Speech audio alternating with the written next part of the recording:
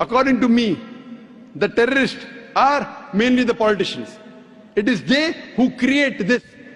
You go anywhere, you know, in India, all the riots that took place, indirectly or directly, it's the politician. Babri Masjid. Why did Babri Masjid riot take place? Why? Because the politicians. Gujarat riot, politicians. What happened about 9/11? See my cassette. It was an inside job. According to 72 scientists of America, they say 9/11 cannot be done by 19 Arabs. It's impossible. It was inside job. 72 scientists of America, not Zakir Naik. Inside job. Who did it? George Bush. Okay, Afghanistan. Wait, let me complete my answer. Afghanistan. Thousands of people being killed. They are sending cluster bombs. Cowards there. Thousands of people. You are talking about suicide bomb? That is haram. I'm not condoning it, I'm condemning it. But the bigger thing to be condemned is the Americans sending their fighters in Afghanistan, killing thousands of people. In Iraq, killing thousands of people. Saddam Hussein.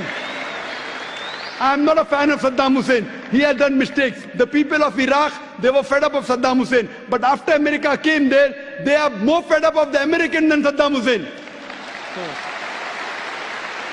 That does not justify, just because Saddam Hussein was bad, that does not justify America to come and take over Iraq. Why are they doing it? For the money, for the oil.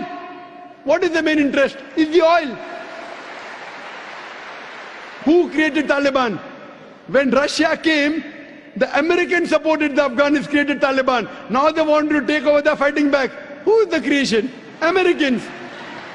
The biggest terrorist, according to me, in this history, George Bush. Now he's no longer there. George Bush, number one. I'm with you on that. Sorry? I'm with you on that. You're with me on that. So I'm also going to America.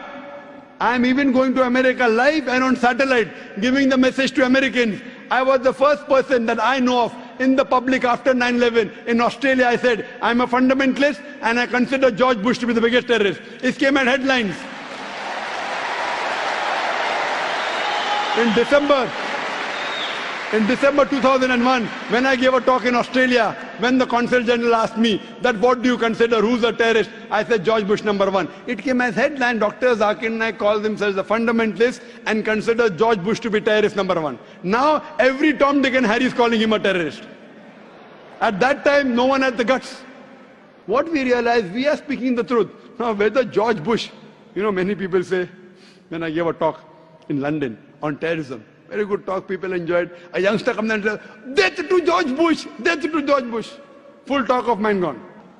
Our beloved Prophet Muhammad Sallallahu Alaihi Wasallam, there were two staunchest enemies of Islam.